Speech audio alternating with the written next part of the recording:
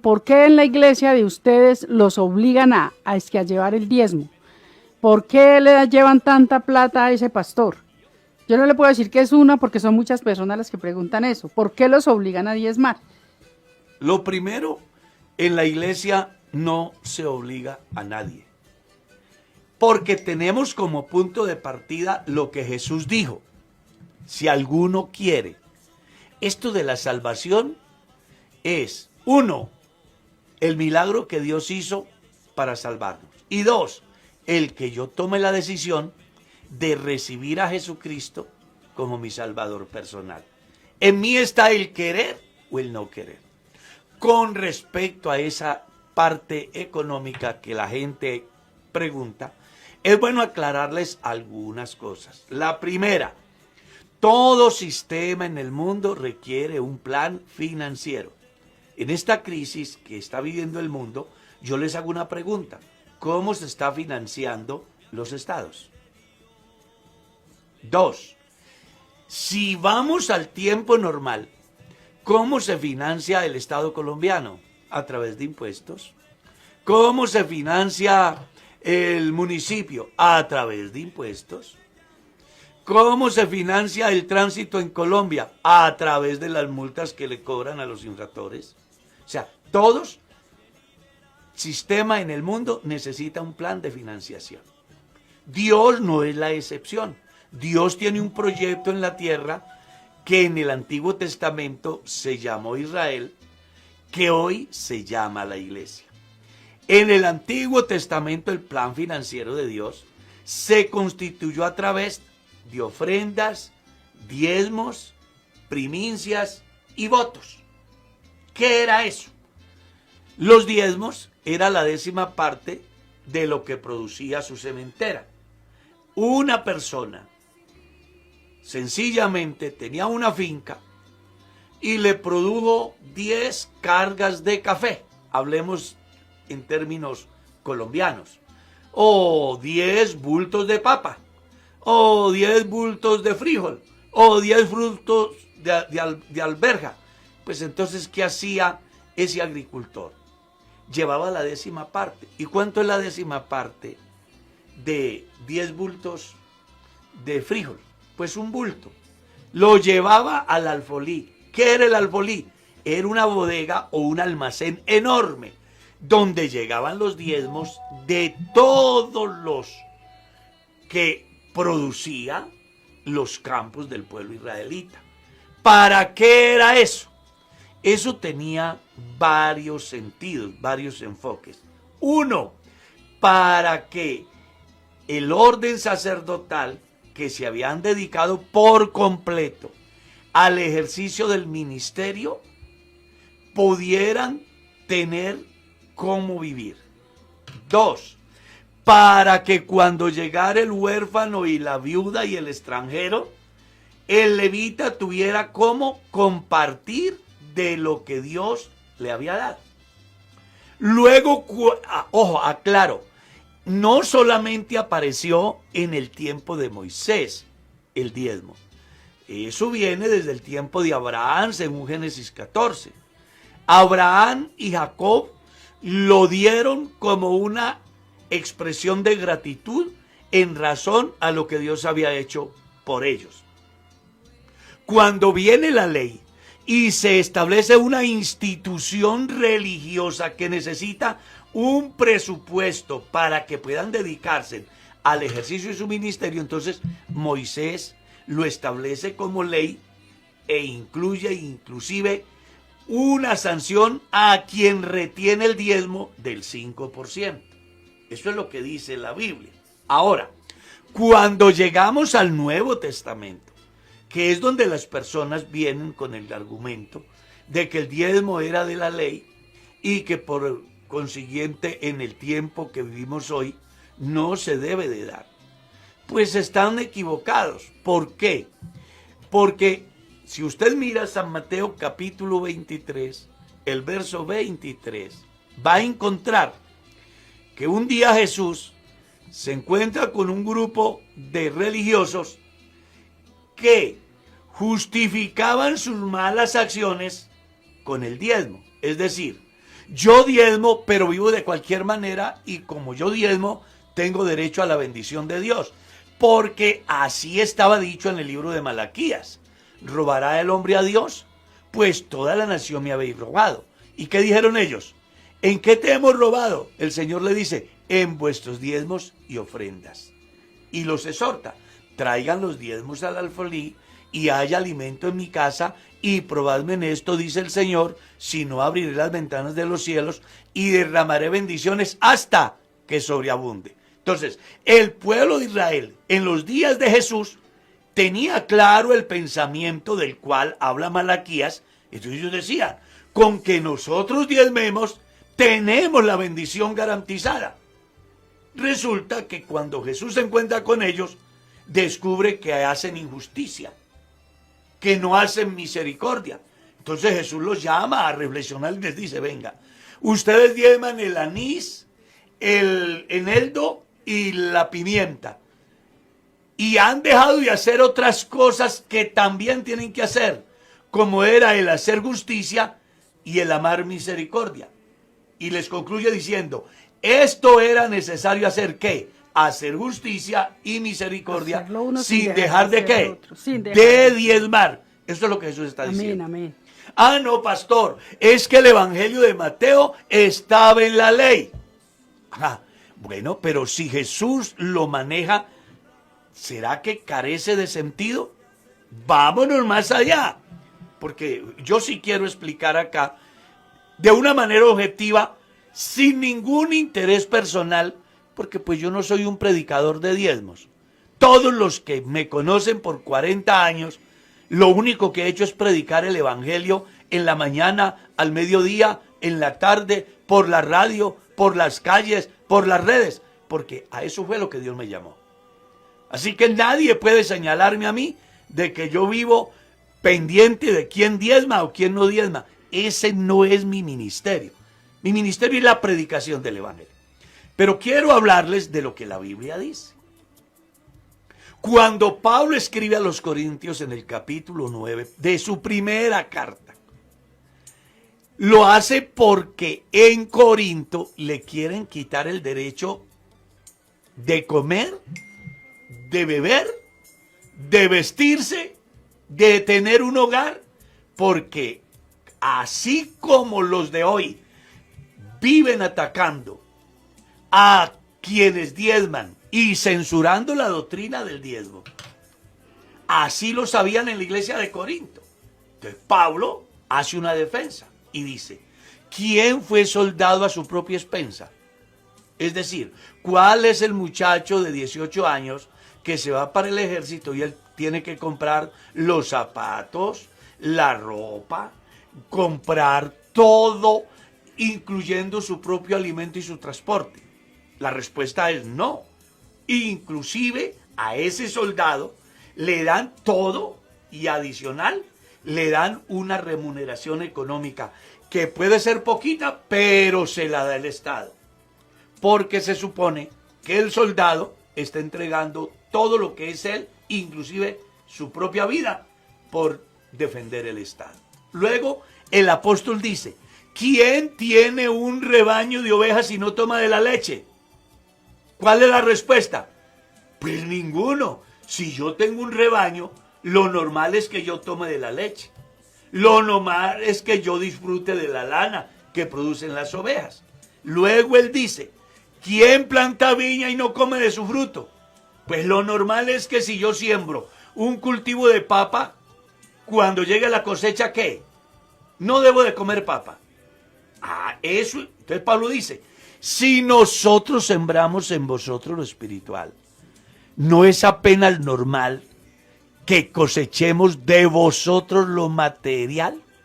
Y acude a un texto interesantísimo de la ley que decía, no pondrás bozal al buey que trilla. Dice Pablo, ¿lo dice por los bueyes o lo dice por nosotros? Concluye diciendo, pues por nosotros se escribió, porque con esperanza debe de arar el que ara, y el que siembra con esperanza de cosechar de su fruto. Si nosotros sembramos en vosotros lo espiritual, ¿no les parece una gran cosa que cosechemos lo material? Si otros participan de este derecho, refiriéndose a otras personas que no solamente reciben el diezmo, sino el 100%, ejemplo, esos que no diezman, esos que viven enemigos y cuestionando a los pastores, sería bueno preguntarles dónde tienen el diezmo. ¿Lo tienen en el centro de prostitución? ¿Qué trajeron de allá? Una sífilis, una veneria, un sida. Y llegaron a la casa sin 5, su mujer sin zapatos, sus niños con hambre. Entonces, ¿por qué cuestionan tanto que un cristiano dé la 10ª parte cuando ellos dan el 100% de sus placeres y deleites y la cosecha que traen esa enfermedad, destrucción y muerte?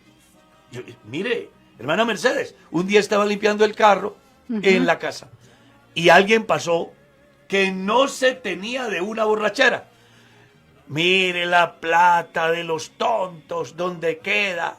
Porque me vio limpiando un carro que me había costado 10 millones de pesos y que lo estaba pagando a cuotas. Él le parecía que esos eran los diezmos de los cristianos. ¿Sabe? Yo no me pude quedar callado. Le dije, los diezmos de los cristianos están representados en este carro, pero los diezmos suyos, ¿dónde están? Dígame dónde los dejó. ¿Cómo va? Entonces, Pablo está diciendo eso. Si otros participan del esfuerzo de las personas a través de negocios ilícitos, a través de conductas que destruyen, a través de tradiciones que están ajenas a la verdad del Evangelio, dice Pablo, ¿cuánto más nosotros? Porque así ordenó el Señor, que los que viven del altar, ¿qué? Coman del altar, y que los que anuncian el Evangelio, vivan del Evangelio. Pero déjeme, yo voy más allá, porque es que las personas hablan muchas veces sin tener conocimiento de causa. Venga, pero es que ahí no aparece la palabra diezmo.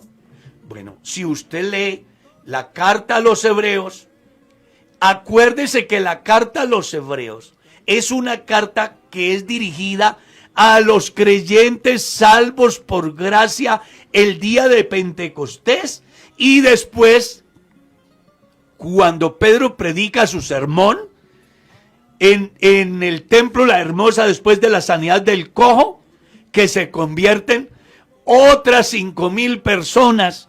Luego viene la muerte de Esteban y se desata una persecución, y los cristianos se dispersan en el Ponto, Galacia, Capadocia, Asia y Bitinia, como lo dice Pedro en su capítulo 1, el verso 1 de su primera carta. A esos dispersos, el escritor a los hebreos les hace saber en el capítulo 7 cuál fue el comportamiento desde la antigüedad para el sostenimiento de la obra de Dios, que era diezmos. Y lo toma no desde la ley de Moisés, sino desde la promesa de la cual fue patriarca Abraham. Ahora alguien me dirá, pero es que todo eso está en el Antiguo Testamento y ahora vivimos de otra manera. Ah, bueno, Señor, entonces permita que su mujer tenga 5 maridos, porque el no adulterar también estaba en la ley. Permita que su hija tenga muchos novios y conviva con ellos, porque no fornicar también estaba en la ley. Permita entonces que codicien sus bienes, porque eso también estaba en la ley. Entonces, no seamos sesgados según nuestra conveniencia. Aceptemos las cosas como están. Yo recuerdo que un día, después de una reunión, un hombre me ha entregado la Biblia, que era muy enemigo de diezmar, y dijo, pastor, muéstreme aquí en la Biblia dónde dijo Pablo pague diezmos. Yo se la recibí y se la devolví y le dije, muéstreme dónde dice que no lo haga. ¿Dónde dice que no lo haga? Ahora bien, hay algunos que confunden el sostenimiento del ministro del culto con las ofrendas que menciona Pablo en la segunda carta a los Corintios, capítulo 9. Y desconocen que esa ofrenda cada primer día de la semana no iba dirigida para el sostenimiento del culto, sino para ayudar a los pobres de Jerusalén, que a causa de la persecución y de la generosidad en el principio de su conversión, donde lo entregaron todo para repartirlo por iguales partes entre los necesitados, pues ahorita los hermanos de Jerusalén se han quedado manicruzados en medio de una crisis enorme. Resulta que Macedonia y Acaya han tenido la bendición de en su generosidad dar conforme a sus fuerzas y aún más allá de sus fuerzas. Entonces Pablo le dice a los corintios, tengan como ejemplo ese testimonio para que también en Corinto se colete una ofrenda igualmente generosa para ayudar a los pobres en Jerusalén, que es precisamente lo que la iglesia a lo largo de la historia ha venido haciendo, ayudando a los pobres. Pastor, es que el diezmo se daba para ayudar a los huérfanos y a las viudas. Pues ¿cómo le parece que la iglesia no hace otra cosa diferente? En el presupuesto que tiene la iglesia a nivel nacional, hay una partida para el Departamento de Obra Social, que lo maneja la Fundación.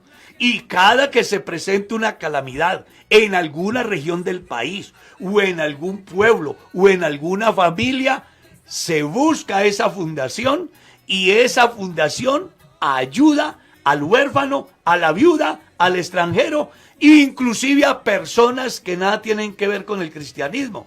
¿Por qué no preguntan cuánto invirtió la iglesia cuando la tragedia que se presentó en Mocoa? ¿Por qué no preguntan cuánto dinero invirtió la iglesia cuando la tragedia de Fundación? ¿Por qué no preguntan cuánto invierte la iglesia en bienestar social a nivel local en Kennedy a través de la fundación que tiene la iglesia?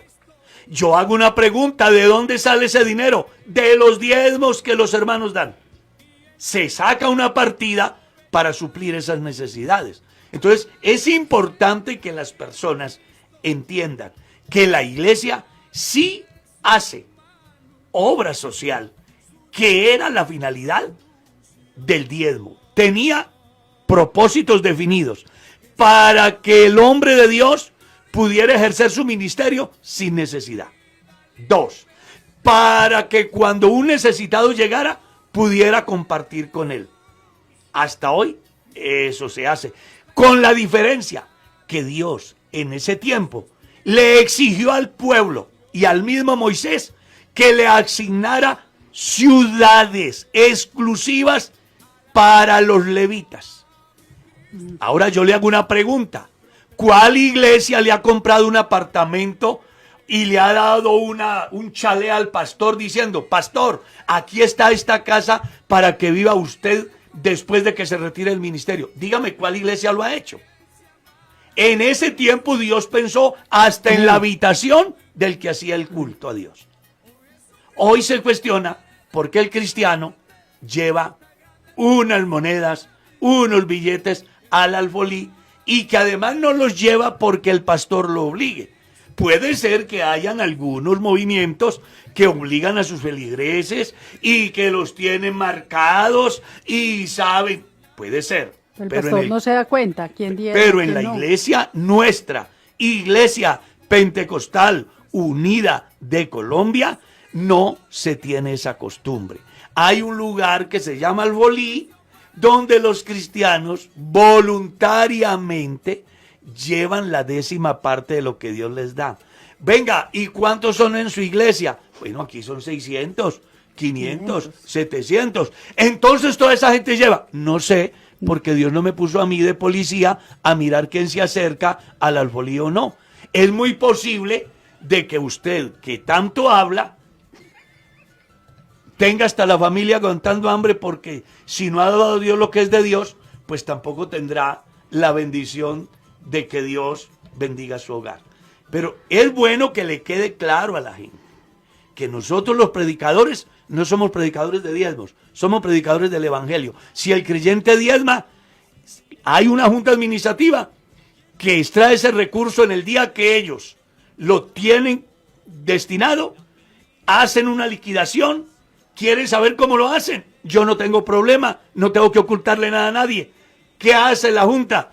Extraen ese dinero, poco o mucho, sacan el 21% y ese 21% lo envían a un tesoro nacional donde llegan los ingresos de todo el país.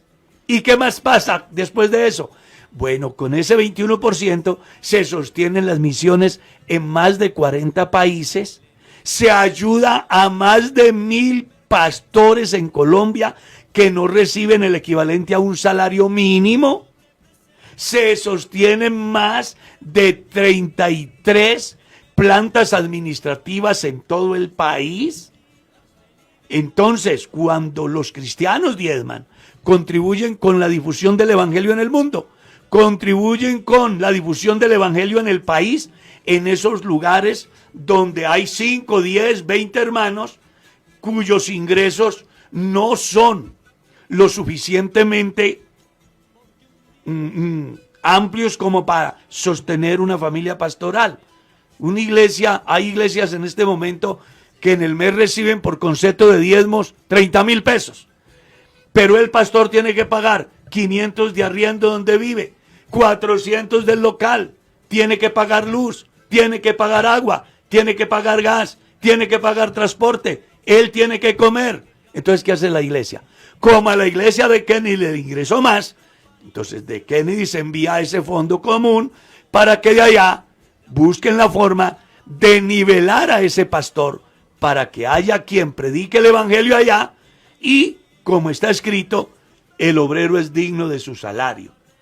Espero pues que esta sencilla explicación le quede claro a quien tenga la inquietud. Con respecto, obligan, en la iglesia no obligan a nadie. Entre otras cosas, no quiero tener gente obligada en la iglesia. A mí me interesa gente convencida por el poder de Dios. Porque yo sé que cuando las personas están convencidas por el poder de Dios, no cuestionan. No cuestionan. Las personas que cuestionan son aquellos que no han conocido a Dios y que, lo más triste, viven arruinados porque no han hecho lo mínimo para tener derecho a la bendición que Dios da. Como está escrito, Dios ama al dador alegre y no a cualquiera, a ese que lo hace con alegría, sabiendo que para la obra de Dios es.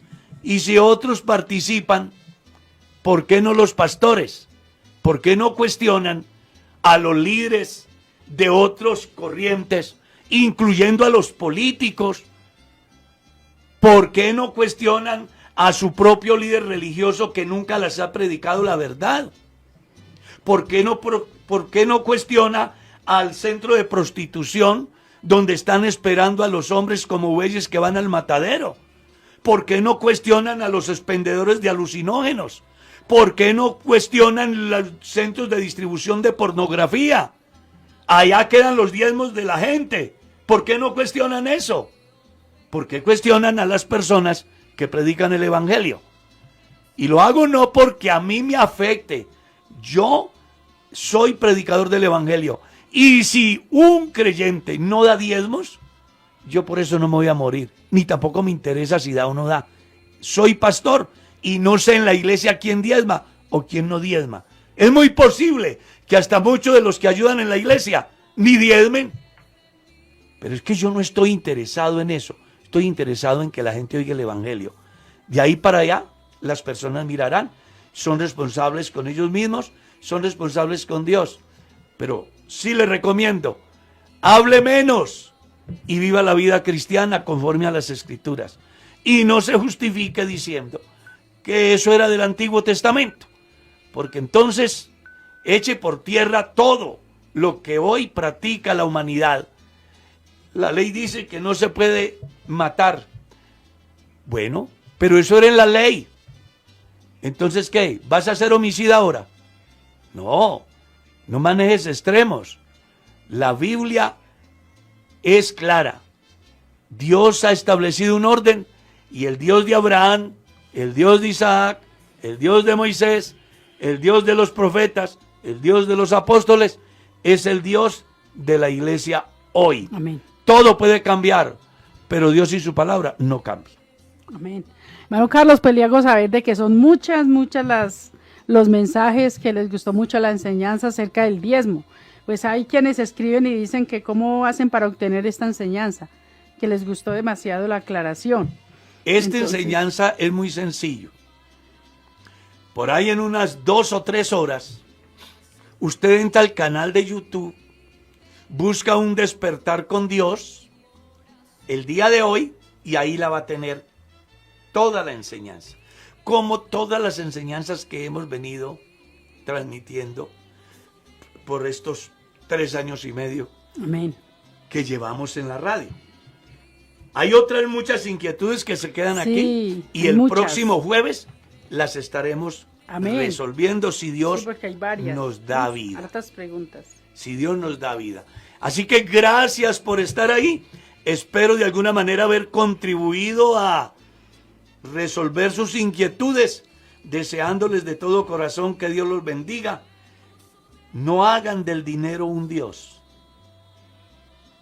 Cuando yo hago del dinero un Dios, entonces veo problema diezmar. Y cuando yo como pastor hago del dinero un Dios a tal estado que maldigo a los que no diezman, pues también estoy muy mal. Amén. Porque es que son los dos extremos. Sí. Hay pastores que para ellos el diezmo es Dios. Y hay creyentes que para ellos el diezmo es Dios. En mi caso personal, el que me salvó a mí se llama Jesucristo. Lo demás lo hago sencillamente porque en gratitud a todo lo que he recibido de Él, lo hago con todo mi corazón. Llámese dar, llámese predicar, llámese bautizar. Hoy es el día donde usted y yo podemos comenzar una nueva vida en Cristo Jesús.